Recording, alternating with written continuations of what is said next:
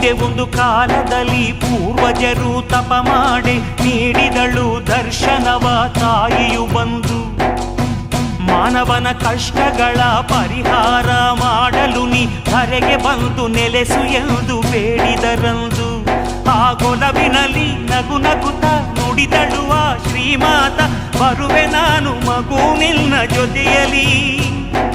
ಷರತ್ತೊಂದ ಕೇಳೆಂದೆ ನೀ ಮುಂದೆ ನಾ ಹಿಂದೆ, ತಿರುಗಿ ನೋಡ ಕೂಡದೆನ್ನ ದಿಕ್ಕಲಿ. ಒಪ್ಪಿದರು ಹಿರಿಯರು, ಮುಂದೆ ಮುಂದೆ ನಡೆದರು. ತಾಯಿ ಹೆಜ್ಜೆ ಗೆಜ್ಜೆನಾದ ನಿಲ್ಲೆ ತವಕ ಮನದಲ್ಲಿ, ಏಕೆ ಎಂದು ತಿರುಗಿ ನೋಡೆ ಶಿಲೆಯಾದಳು ಕ್ಷಣದಲ್ಲಿ.